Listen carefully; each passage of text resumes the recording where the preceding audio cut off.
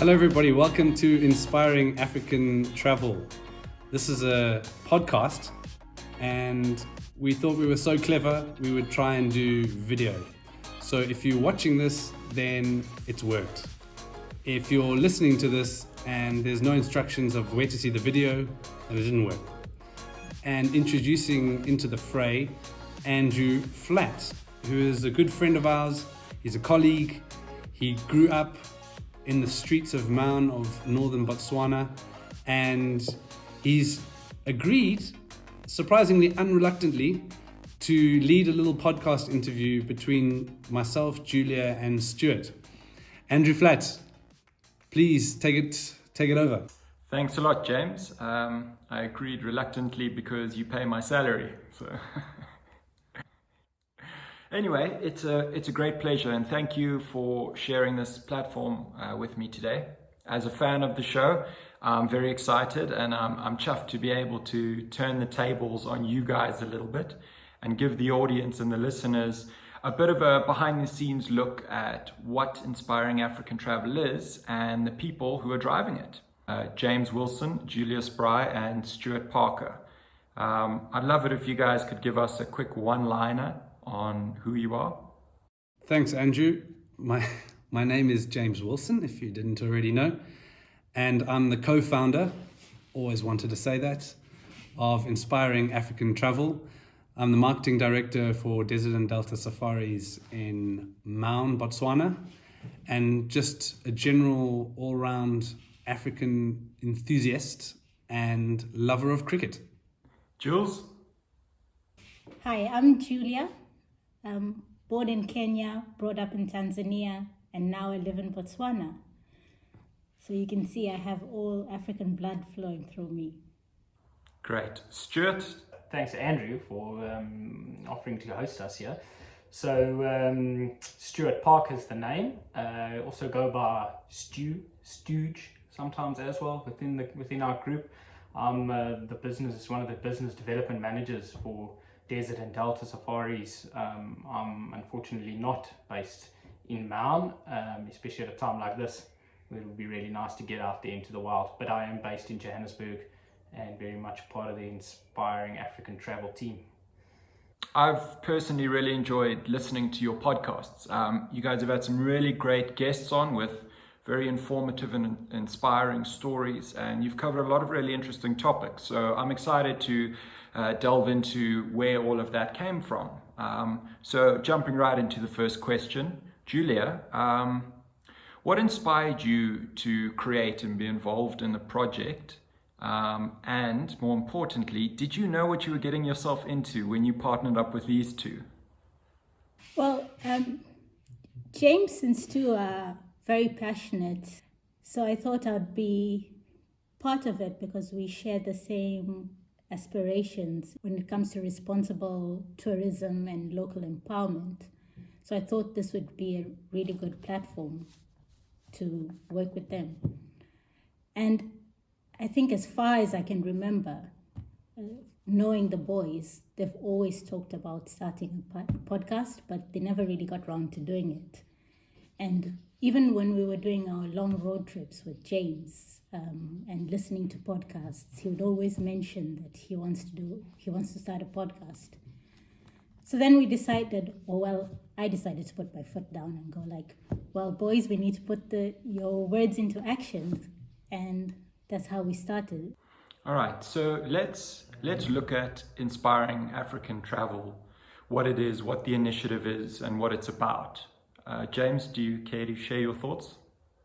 Well, we love what we do so much, and a big portion of what we have seen in the safari industry is that while people are coming for a trip to witness this incredible wildlife that we're blessed to live around and go on safari, quite often they're coming away with these incredible connections and friendships that they've made with the local people in Africa.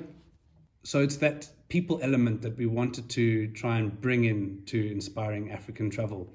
We've seen a great shift and a great momentum moving towards local citizens of Africa becoming more and more empowered and reaching more and more senior positions through the industry. So a bit of a drawn out answer, but really what we wanted to do is share the inspiring stories of the people working in travel in Africa in a fun, engaging and enjoyable manner.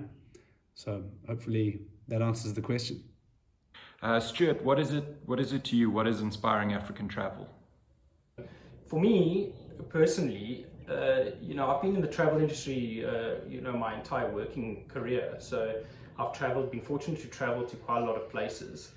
And it's certainly something that has always stood out, even for me, is the connection people make when they meet people out on safari, or a guide, or it can be a waiter, a waitress. There's so many connections that are made when people travel, and especially in Africa.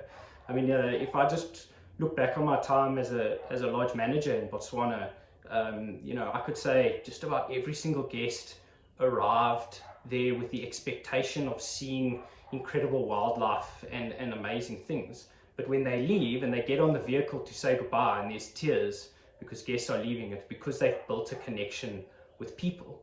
So I think that's really important, and I think inspiring African travel, the purpose of it is to really kind of put a bit of light on those people that make that difference. I mean, a lot of people don't really get the opportunity to be heard. They don't really, they go about their daily life in their work, in the camps or wherever, and their story is not really told. So our goal is to dig into those places and uncover those stories, and also just share a bit of how travel impacts those people as well, because we also forget that travel has a massive impact on the people who work in the industry. I mean, I think in our current situation, we see so much of that, where people are struggling from a work perspective because there's no traveling happening at the moment, and that has a big knock-on effect because it impacts so many people's lives. So we want to really bring out those stories and shed some light on what travel means to so many people, both in Africa and outside of Africa. So, was this a lockdown project? Was it? Good. Yes and no. We're definitely not the first podcast out there in the tourism sector or YouTube channel. We've been dreaming of doing this for ages. Stu and I did a great little social media campaign back in 2014, I think it was, Stu, if I'm not mistaken, which was a little campaign put together around the fireside the year before. And we could have actually really done with Julia then, because the day before we did our live Twitter safari, we thought it would be a great idea to sit in my broken swimming pool on a deck chair, drinking the best part of a bottle of whiskey together to celebrate just being in the bush together in Joburg and celebrating this great idea that we had. And we didn't realize we had to wake up the next morning at 6 a.m. and start what ended up being really successful and fun, engaging live Twitter safari. So we decided way back then that we thought we were quite good at this, maybe, potentially. So we've always had lots of different ideas. So the long answer short, Andrew, it's been a project that we've wanted to get going for ages and ages, but time on our hand has allowed us to get our act together. Well, thank lockdown for that, because it's been fun listening. Julia, the first series was Women in Travel. Being a woman in travel, in the African travel industry, and being a leader in that regard, what were the inspirations behind this being the first series for inspiring African travel? And did your experiences influence the kind of stories you were sort of searching for or looking to highlight? Well, women make up the heart of the tourism industry, and as we know, like statistically, they hold up the majority of the workforce, whether it's sometimes not in the forefront, and now even so in the managerial positions. They bring in a big contribution, and we've seen that through the podcasts now, the series. seeing how much impact that has. Like when a woman does well, the whole community benefits from it. And also we believe that their tenacity, their selflessness to the contribution of serving their communities needed to be recognized. Hence, we started with this first series. Women play a huge role in the tourism industry in Africa, and we thought, at this series we should celebrate that, right? Because we need more women in senior positions and more equality just in general. So hopefully we can fly that flag a little bit. So what I'm hearing is we're on the right path. We're not necessarily there yet, but the improvements are significant and worth celebrating. And I'm also hearing that there's a lot more strong women out there that deserve to have their voices heard, which begs the question, can we expect to be hearing strong and influential women's voices on the coming episodes or the next series? Stu, why don't you let us know what the plans are? Yeah, absolutely, Andrew. I think to be honest, we all know that women have play such a big role in the tourism and hospitality industry. So as our journey continues, and as we uncover people's stories, I'm confident and I'm hopeful that we'll find a lot of amazing women to interview in that process. We're hoping to really hear from people and people get in touch with us and say to us, listen, they know of women who are making a big impact, and we want to tell those stories. I mean, our next one of our next episodes or series is going to be focusing on local tourism heroes in Africa, and that's a bit more broad-based. We just want to uncover the kind of heroes who work in the industry and have made a big impact. So we're confident that we'll pick up some really cool stories from various women as we go through that. And this Women in Tourism series will continue to grow. I mean, we may break away from it for a little bit as we interview other people in the industry, but as we go, we will definitely be telling more and more women-based stories as we go. That's definitely part of our plans. Most of the interviews that you guys did were with Botswana-based people. Is that a focus that we can expect in more episodes? Of course, there's going to be a lot of people based out of Botswana that we're going to end up interviewing, purely based on the fact that we live and work in this destination. So we have the privilege of knowing so many amazing people, and of course, face to face and going to see people and interviewing them, you tend to get a lot better content out of them. So the story hopefully will be a lot more engaging if we're telling the story from people here. But absolutely, we have all the intentions of interviewing people outside of Botswana, in the rest of Southern Africa and East Africa, because Jules has some amazing contacts there. So our last 2 episodes of the Women in Travel series featured people, ladies in Zambia and Zimbabwe, and that was a lot of fun. A little bit challenging doing it remotely at the beginning, but we managed. And it's a good challenge as well, because you get a different reaction from people when you're talking to them via Skype or whatever. All right, I've got another question, Stu. I'd like to throw it your way. Not so much a question, more of a request for a recap. Give us the first series of Inspiring African Travel, Women in Travel, in a nutshell. So I think for me, I think the best, the whole series, what I really took out of the whole Women in Travel series was learning about the depth at which those stories go, and the impact that one woman has on her family and her extended family. I think Jules touched on that earlier in our discussion, and it's really important to remember that.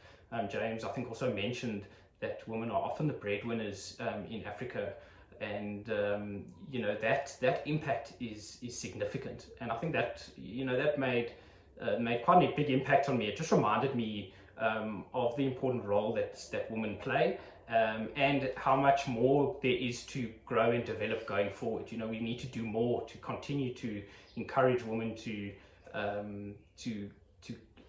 get better positions in work and kind of grow into various organizations. That's really important. And the other side of it, I think, which I hope our audience gets out of it, is that I hope that there's women out there that are listening to our podcasts and get inspired to make a difference in the travel industry. I think that's also really important. You know, there's so many women who work in the travel industry and they just go about their daily job because they're doing what they believe they need to do. But I hope that it inspires them to kind of reach greater heights and to realize that they can, and they have the ability and the skills required in the travel industry to make a big impact.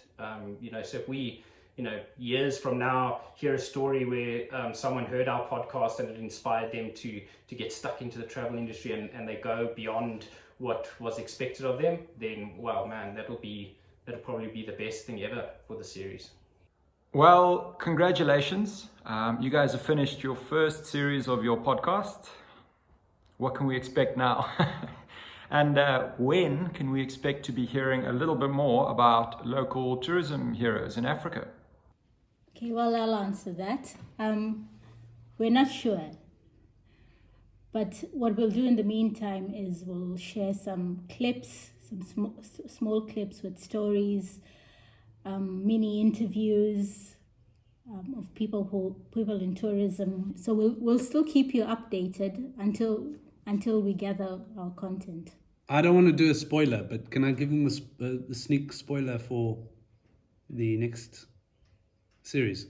Yes, I'm doing it. Go for it. We are going to be interviewing one of the longest standing members of the tourism industry here in Botswana, a guy called John Carter, who grew up and was born in the middle of the Okavango Delta, and he's been working there his entire life, since he was 18 or 19 years old. He has epic stories about his life living in the Okavango and really being a part of the journey of seeing a tourism industry evolve in this country.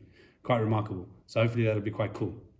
Hopefully next time we do a video-based interview, we'll be on location with some nice wildlife in the background. I know James has got a host of videos there from his trip up to Chobe when he interviewed Tempe. So next time we'll hopefully have some cool location stuff for you. Definitely on the cards. So and yeah, I like thanks for the shout out. Get people to reach out to us, please. We want to hear people's stories. We got lots of contacts, but you know, Africa's a big place, man, and we want to find all of those stories. So, you know, pop us a mail, get us on Instagram, Facebook, wherever, and reach out to us. So that just about wraps up our conversation today. James, Julia, Stuart, you guys have done a stellar job in your first series. You've brought us some amazing stories from amazing people in the Women in Travel segment, and we're very excited to hear more about that in future segments. But we're also really excited to hear about local tourism heroes. And for anyone listening, if you know some local tourism heroes that you think need a voice and they need that platform, or they could just share some amazing stories with us, get in touch. It's definitely time to expand outside of Botswana, and the team are ready to do just that. So congratulations, guys. Thank you for being great sports today, and you know, giving us a bit of a look into the lives of the people who brought inspiring African travel.